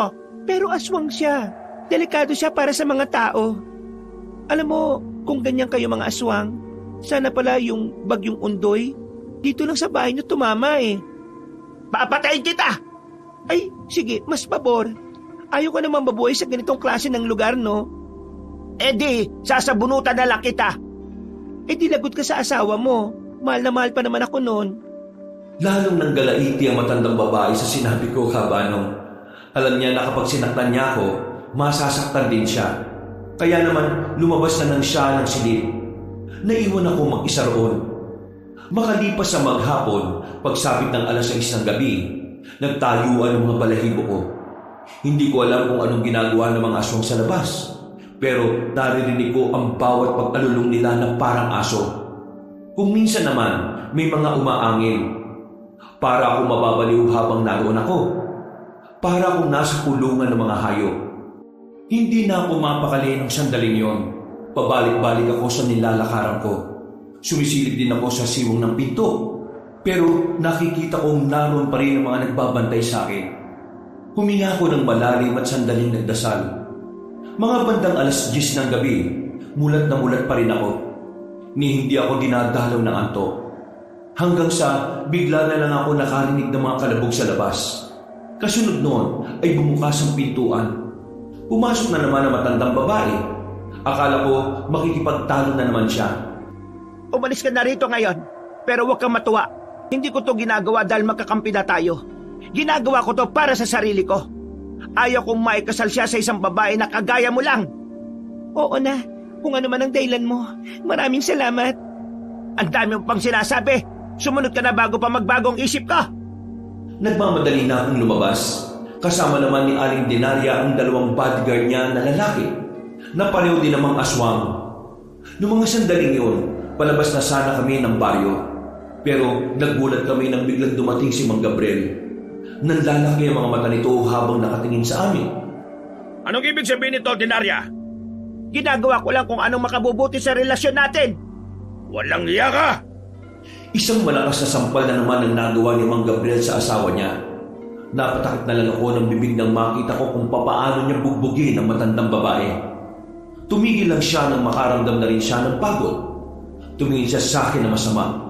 Hinuwakan niya ako ng mahigpit sa magkabilang pisngi at saka nagsalita. Amoy na amoy ko ang mabahong hininga niya. Hindi ka pwedeng umalis. Ikakasal pa tayong 2. At ang matandang yan, ikaw na ang papalit dyan. Napakasama mo. Sarili mong asawa sinasaktan mo. Wala namang halaga na sa akin ang isang yan eh. Sapat na sa akin na nabigyan niya ako ng maraming anak. Na ngayon malaya naman ang nakakapamuhay sa ibang bansa.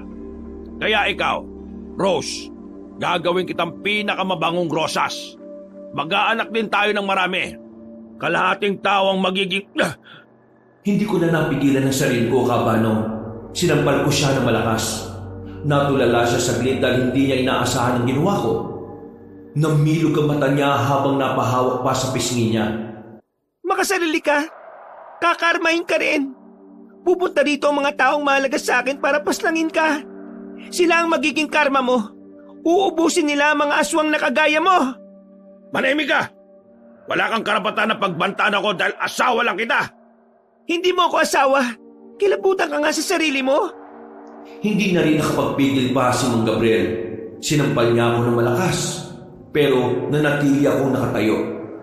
Naramdaman ko na lamang na dumudugo na ang ibabang labi ko. Hindi na ako nakapagsalita pa. Bago ako kalat ka rin paalis, nakita ko pang pinitay nila yung 2 alalay ni Aling Dinaria. Sa puntong yun ako kinilabutan. Yun kasi ang unang pagkakataon na nakakita ako ng pinatay. Kahit naswang ang mga yon, iba pa rin ang epekto noon sa akin. Nanginginig ako sa takot, Kabano. Parang saka lang ako nakaramdam ng takot kay Mang Gabriel. Ganon ang mangyayari sa mga kaibigan mo kapag nagpunta sila rito. Binalik nila ako sa silid. Narinig kong kinandado pa nila ako roon. Tuluyan na akong nawala ng pag-asa. Napaupo na lang ako sa sulok at naiyak. Paulit-ulit akong nagdarasal na sana merong dumating para sa akin. Kahit na alam ko namang malabo dahil mukhang hindi naman alam ni Jack at Enrico ang kinalalagyan ko. Sa kakaiyak ko, hindi ko na namalayan na nakaiglit na pala ako. Nagising na lang ako nang marinig ko ang pagputok ng baril sa labas. Napabangon ako at saka sumilip sa labas ng pintuan. Pero hindi ko pa natidikit ang mga mata ko sa peephole ng pintuan nang maramdaman kong kumalubog na ang doorknob. Magkakasunod na hampas ang narinig ko hanggang sa mabuksan na yon. Nakita ko na lang si Jack at Enrico na magkasama. Ayos ka lang ba? Hindi ka ba nila sinaktan? Ayos lang ako. Mabuti naman at dumating kayo. Akala ko hindi na ako makakalabas dito eh. Huwag ka na mag-alala. Dumating na ang mga tropa ni Tito na mga nakabaril. Kasama rin natin ang mga dating kakilala ni Lolo. Marami tayo ngayon. Wala ka nang dapat ipag-alala. Sa ngayon, kailangan na nating umalis habang wala pa si Gabriel. Hinawakan nila ako sa magkabilang kamay. Nagkatinginan silang dalawa na parang magsisimula na namang magtalo. Ano ba naman yan? Ngayon pa kayo magkakaganyan? Hihilahin niyo ba ako at gusto niyo matanggal ang braso ko? Diyos ko naman kayo oh. Binitiwan na nila ako, tinayaan na lamang nila ako maglakad na mag-isa. Paglabas namin ng mansyon, nakita namin nakabulagtan ang mga aswang. Napatay na yung lahat ng mga kasama ni Enrico. Habang ang mga kasamahan naman ni Jack ay patuloy na kinakalaban ng mga aswang. Dito tayo dumaan. Mukhang walang tao rito. Wala naman talagang tao dyan kasi puro aswang ang narito. Ano ka ba? Ibig kong sabihin, walang aswang. Tara na. O kontra ka na naman eh. Ayusin mo kasi sinasabi mo.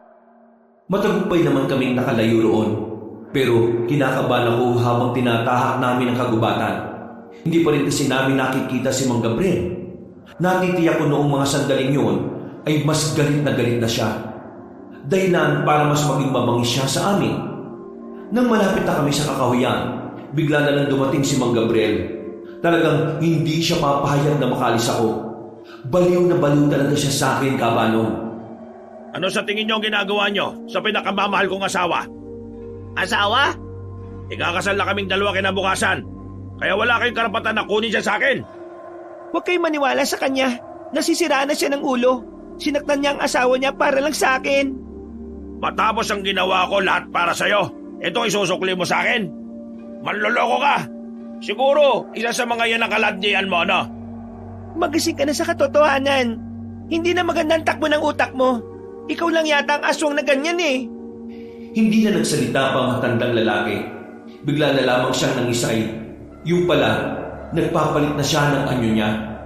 Lumabas ang malapad niyang pakpak. Dito na ako nagsimulang kilabutan. Tinulak ako ni Jack papunta sa gilid. Silang dalawa ang umarap kay Mang Gabriel.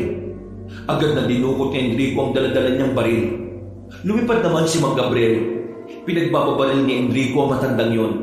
Pero hindi yun matamaan ni Enrico dahil sa kakaibang bilis ng matandang aswang. Ilang sandali lang ay naubos na rin ang bala ni Enrico. Inilabas na rin ito ang daladala niyang itak. Mag-iingat kayong dalawa. Kaya namin to. Huwag kang aalis dyan kahit na ano mangyari. Hindi nagtagal. sumugod na rin sa kanila si Mang Gabriel. Hindi nila yung matamaan ng itak nila. Sa halip, sila pa ang nagdali nito. Nakalmot ni Mang Gabriel si Enrico sa kamay. Dahilan para mapalayo ito ng bahagya kay Jack. Nang aatakin ulit ni Mang Gabriel si Enrico, humarang naman si Jack. Sinubukan niyang tagain ng matandang aswang. Ang kaso nga lang ay hindi na naman siya nakatama. Hinawakan siya ni Mang Gabriel sa balikat at binaon sandali ang mahaba nitong kuko. Hindi niyo ako kakayanin. Hindi niyo mailalayo sa akin ang asawa ko. Papatay ko kayong dalawa. Papatay ko kayo. Hindi pa nakontento si Mang Gabriel. Hinawakan niya sa leeg si Jack. Sinakal niya ito ng maigpit. Agad namang umatake si Enrico. Tinaga niya si Mang Gabriel at sa pagkakataong ito, tinamanan niya ito sa kamay. Nabitiwan ito si Jack. Sinamantala ni Jack ang pagkakataon kaya tinagaan na rin niya si Mang Gabriel. Tinamaan niya rin ito sa dibdib. Pero sa kasamaang palad, tila wala pa rin nangyari. Lintik na aswang to. Bakit hindi to tinatablan? Immortal ba ang isang to? Ano? Nagtataka kayo? Wala kayong kalam-alam kung ano ang kaya kong gawin. Sinapak ni Mang Gabriel si Enrico. Sinipa naman ito si Jack. Sa isang iglap lang, agad na nagbago ang ihip ng hangin. Bugbog sarado agad ang dalawa. Habang si Mang Gabriel malakas pa rin. Parang walang tinamong sugat. Parang hindi man lang napapagod. Isinarado nito ang malapad na pakpak. Itinoon nito ang atensyon sa pagpapahirap kay Jack at Enrico. Mahal kong Rose, tingnan mo ang mangyayari sa mga taong nakikialam sa pagmamahala natin. Tigilan mo na yan. Kahit na kailan, hindi kita magagawang mahalin. Napakasama mong nilalang. Tumawa ng malakas si Mang Gabriel. Para na siyang nababaliw. Nakakakilabot ang boses niya na nagpapatindig lalo ng balahibo ko. Wala ka nang magagawa, Rose. Sa ayaw at sa gusto mo, ako na ang dapat mong mahalin. Dahil kung hindi, itong dalawang to, mauna pa itong mamatay kaysa sa akin. Napatigil sa pagsasalita si Mang Gabriel nang biglang may lumitaw pang isang aswang sa gilid. Nakita ko na lang si Aling Dinaria. Bigla nitong kinalaban si Mang Gabriel. Sa puntong yun, napuruhan niya ang matandang lalaki. Kung ituturing mo lang din akong basura, mas maigi pang isama na lang kita sa hukay! Ano ba pinagsasabi mo? Manahimik ka! Huwag kang makikialam dito! Tapos na tayong dalawa! Matatapos lang tayong dalawa kapag pareho na tayong namatay! Kung yan ang gusto mo, uunahin na kita! Sabay na umatake ang dalawa.